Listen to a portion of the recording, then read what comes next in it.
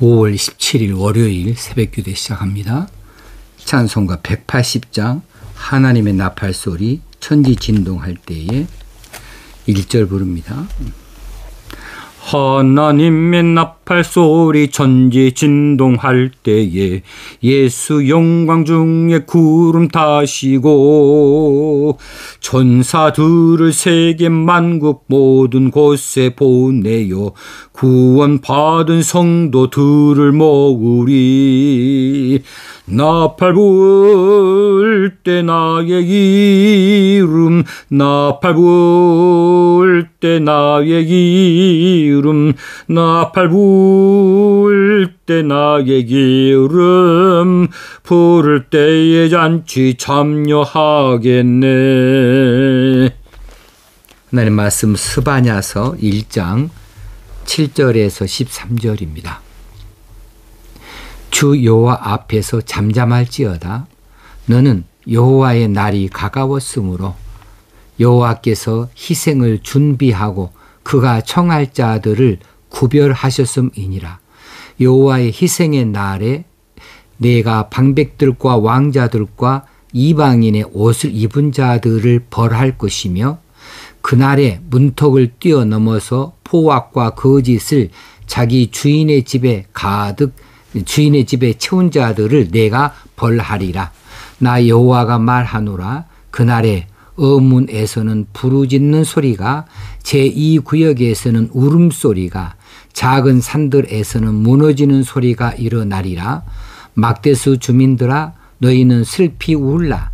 가나안 백성이 다 패망하고 은을 거래하는 자들이 끊어졌음이라.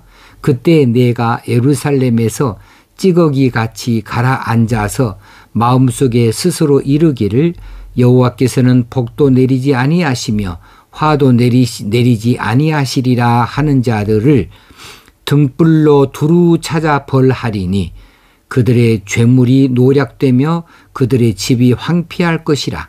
그들이 집을 건축하나 거기에 살지 못하며 포도원을 가꾸나 그 포도주를 마시지 못하리라. 아멘. 오늘 본 말씀은 임박한 심판, 그 대심판이 남유다에 내려질 것에 대한 제1차 경고의 말씀입니다. 7절 말씀에 주 여호와 앞에서 잠잠할지어다. 여기서 잠잠할지어다 이 말씀은 이제 중요한 말씀을 나타낼 터이니 이제 조용히 해라. 그래서 우리가 뭔 주의를 환기시킬 때 내가 중요한 일을 말한다 할 때에 쉿 하고 조용히 시키는 바로 그 쉿이라고 하는 것이 오늘 잠잠할지어다입니다. 지금 내가 중요한 말을 할 터인데 쉿 너희들은 조용히 들어 이런 뜻이죠. 여호와의 날이 가까웠으므로 이 여호와의 날은 이미 우리 설명해 드린 대로 하나님께서 친히 행동을 하시는 날, 하나님께서 인류 역사에 결정적으로 개입하시는 날, 바로 심판의 날을 말합니다. 그 날이 여호와의 날이 가까웠으므로 여호와께서 희생을 준비하고 그가 청할 자들을 구별하셨음이니라 그랬습니다. 자, 여호와의 날이 가까웠다. 먼 미래가 아니다. 막연하게 있는 날이 아니다. 이제 그 날이 내일이라도 즉각적으로 나타날 수 있는 바로 가까운 미래다고 하는 사실을 말씀해 주면서 이제 경계를 하도록 말씀하시죠. 그래서 여호와께서 희생을 준비하고 그가 청할 자를 구별하셨다라고 이렇게 말씀을 하시는데 여기서 희생을 준비한다는 것은 무슨 뜻이고 그가 청할 자를 구별하셨다는 것은 무슨 뜻일까? 여기서 희생을 준비한다는 것은 희생의 대상을 말하는 것입니다. 다시 말하면 심판의 대상을 말하고 있는 거예요. 그러면 심판의 대상, 그 희생의 대상은 누구냐 그러면 이제 8절에서 나타내는 바로 그런 사람들이라고 하는 것입니다. 그가 청할 자를 구별하셨다. 그 말은 이 희생을 이제 심판을 하실 때에 심판의 매로 사용할 그 매, 하나님께서 그 세력, 그 힘을 쓸 그 민족이나 그 세력들을 하나님께서 구별해 놓으셨다는 사실이에요. 이게 나중에 바벨론으로 나오고 로마 군대로 나오게 되어지지요. 그래서 유다, 남유다와 북이스라엘을 하나님께서 심판하실 때에 바벨론을 들어 사용하시고 또 로마를 들어 사용하시는데 그들이 바로 하나님께서 청할 자라 이렇게 말씀하셨고 그것을 이미 구별하셨다고 말씀해 두고 계시는 것이지요. 자, 그러면 8절 이하에서 여호와께서 희생을 준비할 자 그들은 어떤 자들이냐 하면 방백들 그리고 왕자들 그리고 이방인의 옷을 입은 자들입니다. 이 세 가지 부류의 사람들이에요. 이들은 소위 고위 관료급이다. 고위 관료층이라는 겁니다. 또 혹시는 왕족들이고요. 그리고 이방인의 옷을 입은 자들인데 이들이 이제 일반인을 포함하여서 고위 관료들이 그리했던 것이죠. 그들은 유대인으로서 이스라엘인으로서 이스라엘의 옷을 입어야죠. 그런데 이방인의 옷을 입었다고 말하고 있습니다. 근데 이 이방인의 옷을 입었다는 것은 하나님의 백성으로서의 그 정체성을 버려버리고 이방인들의 잘못된 관습이나 행실을 따라서 산 사람들이다 하는 뜻이죠. 그래 하나님의 백성으로서의 자존심을 버려버린 자들입니다. 율법을 버려버린 자들입니다. 그들은 세상에 동화되어져 버린 사람들을 의미하고 있습니다. 이런 자들을 하나님께서 벌하시겠다라고 이제 8절에서 말씀하십니다. 그리고 9절에서 또 내가 벌하리라고 말씀하는 이 부류들이 있는데 여호와의 날에 심판의 대상이 또 한 부류들은 어떤 부류들이냐 하면 문턱을 뛰어넘어서 포악과 거짓을 자기 주인의 집에 채운 자들이다. 여기서 많이 생략되어지는 말이 많이 있지요. 문턱을 뛰어넘는 일은 불법이죠. 남의 문턱을 어떻게 뛰어넘을 수 있습니까? 문턱을 뛰어넘어 들어가 사는 일이 뭐예요? 도적질이죠. 강탈이죠. 그런데 그 일을 행하는 자들이 힘 있는 자들이 하지 않겠습니까? 약한 자들은 그렇게 하지 못합니다. 힘 있는 자들이 권세 있는 자들이 자기들의 주인 자기보다 높은 계급의 층에 있는 사람들 다시 말하면 방백들을 위해서 혹시는 왕족이나 왕을 위해서 약자들의 집에 문턱을 뛰어넘어서 약탈을 하는 행위를 말합니다. 약탈해서 이제 방백들, 왕족들, 왕에게 갖다 바치는 이런 악행을 이야기하고 있습니다. 그런 자들을 벌하시겠다고 심판하시겠다고 말씀을 하고 있어요.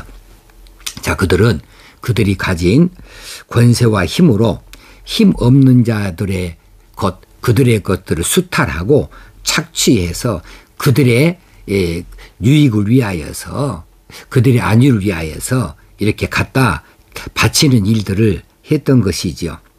그들은 자기 자신들의 이런 악행에도 불구하고 마음속으로 스스로 생각하기를 12절에 있는 것처럼 생각합니다.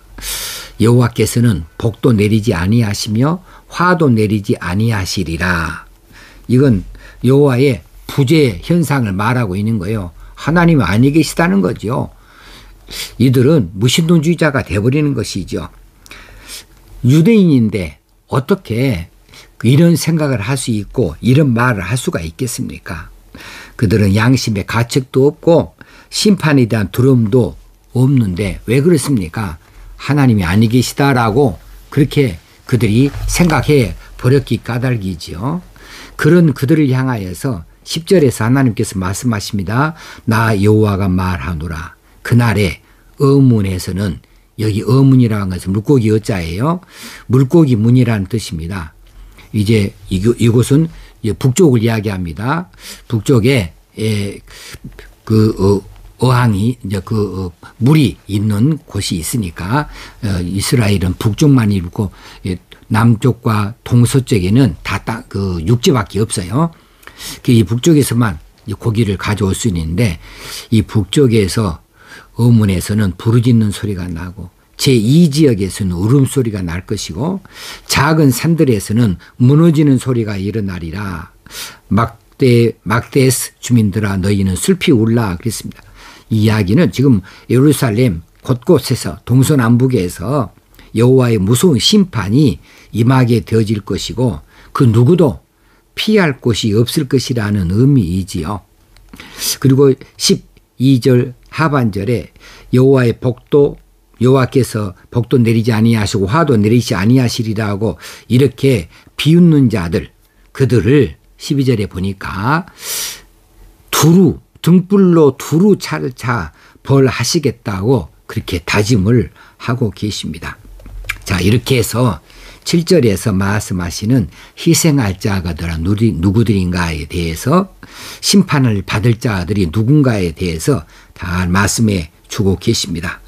그리고 이제 그가 청할 자를 구별하셨다 했는데 그들을 심판의 도구로 사용되어질 바로 그 세력들이 누구냐? 아까 말씀드린 대로 바벨론 군대이고 로마 군대이지요. 하나님께서는 타락한 이스라엘, 유다 하나님의 선민들을 심판하는 도구로서 이제 어떤 그 세력을 청해 놓았는가 구별해 놓았는가 하면 바로 바벨론 군대입니다. 스바냐 선지자의 이 예언의 말씀이 선포되어진 이후에 불과 50년도 지나지 않아서 BC 586년경에 바벨론에 의해서 이제 함락이 되어졌습니다. 그리고 AD 70년경에 이제 로마 군대에 의해서 예루살렘이 함락이 되어졌던 것 우리가 잘 알고 있는 내용이지요. 예루살렘이 함락되어질 때에 이 로마 군대가 예루살렘 구석구석을 다 뒤져서 숨은 자들을 다 찾아냈다고 하는 이런 역사적인 기록들이 있습니다. 그렇습니다. 하나님께서 등불로 두루 찾아 벌하리니 그랬는데 그 일이 그렇게 이루어지게 된 것이지요. 머지않아서 이런 일이 있다 했는데 불과 50년, 불과 이제 100년도 못 되는 사이에 이렇게 다 망해버리는 심판이 있었던 것이지요. 자, 그들은 지금 선민입니다. 이스라엘, 유다 백성들이 다 선민 이스라엘이고 유다인데 그들의 영적인 상태가 어찌느냐 하면 이제 술을 이렇게 빚을 때 바닥에 깔아 앉아버리는 찌꺼기들이 있지요. 12절에서 그때 내가 예루살렘에서 찌꺼기같이 가라앉아서 마음속으로 스스로 이르기를 여호와께서는 복도 내리지 아니하시고 화도 내리지 아니하신다. 이렇처럼 찌꺼기같이 가라앉아버린 무엇이 찌꺼기처럼 가라앉아버렸습니까? 그들의 신앙이 그렇습니다. 그들의 영적인 침체를 말하고 있는 거죠. 그렇게 그들이 영적으로 완전히 바닥에 가라앉아 버렸기 까닭에 하나님께서 말씀하시는 심판의 경고가 아무 의미가 없었습니다. 그들의 믿음의 삶과 선민으로서의 행실을 회복하지를 못했던 것이에요. 그들은 물질과 권세와 향락에 깊이 들어서 찌꺼기같이 바닥에 가라앉아 버렸는데 이 찌꺼기는 버려야 되는 거죠. 그들은 현실의 안일에 깊이 빠져 있는 통에 하나님께서 말씀하시는 이 경고를 그냥 받아들이지 못했습니다. 우리는 어떻게 해야 될 것인가? 우리는 이 시대에 하나님의 최후의 날, 하나님의 심판의 날이 언제쯤일까? 한 500년 후쯤일까? 지금 지구상에 돌아가는 것들을 보니까 하나님이 심판하실 것에 대해서 전혀 아무것도 흔적이 없다. 어떤 그런 사인도 없다. 이렇게 말할 것이 아니에요. 일상 가운데 있다가 어느 날 도적이 임하지 않아요. 도적이 임할 때 무슨 사이렌이 붑니까? 아니면 도적이 임할 때 무슨 천지개벽이 일어납니까? 도적은 일상 가운데 조용히 들어오는 것이죠. 우리 주님께서 도적같이 마시리라 재림하실 때 그렇게 하신다 했는데 그렇습니다. 지금 코로나 사태로 인하여서 세계가 야단 법석이고 경제가 어떻게 하고 뭐 여러 가지 핵폭탄이 어떠하고 뭐 우주 개발이 어떠하고 미국과 중국이 어떠하고 한참 그런데 화제가 되어지고 난리가 나 있지만 그래서 하나님의 심판은 아무런 증거도 안 보이고 까마득이 먼 날의 이야기고 우리 관심의 대상도 되지 않을지 모르지만 그런데 우리는 그렇게 생각해서는 안 된다는 이야기입니다. 우리는 오늘 또 두렵고 떨림으로 여호와 앞에서 행해야 됩니다. 오늘 또 혹시라도 금세라도 우리 주님 공중 재림하실까? 하나님의 무서운 심판의 날이 우리 앞에 닥치진 않을까? 이렇게 우리가 겸손한 마음으로 이 심판에 대한 경고를 받아들일 수 있어야겠습니다. 오늘 고치지 못하면 내일 고친다는 보장이 없습니다. 오늘도 우리가 고쳐나가는 삶을 사십시다. 오늘도 하나님을 바로 경외하고 바로 예배하고 바로 섬기고 바로 순종하는 삶을 나타내지 아니하면 내일이면 늦으리 할 수도 있는 것이고 내일 할 수 있다고 보장할 수가 없는 거지요. 오늘 고쳐서 나아가면서 하나님을 기쁘시게 하는 하나님의 자녀 하나님 백성으로 오늘도 당당하게 살아드릴 수 있는 저와 여러분이 되어지기를 바랍니다. 하나님 아버지 오늘도 이렇게 말씀하여 주신 것을 우리 마음속 깊이 받아들이고 이 말씀 안에 우리 행할 것들을 깨달을 수 있기 원합니다. 고칠 것들을 고칠 수 있기를 원합니다. 그리고 감사가 넘칠 수 있는 삶으로 나아갈 수 있도록 성령께서 주장하여 주옵소서. 예수님의 이름으로 기도합나이다. 아멘. 오늘 하루도 이제 한 주간을 어떻게 더 힘있게 살까 하면서 고쳐나가는 삶으로 살아갈 수 있게 되어지기를 주의 이름으로 축원합니다.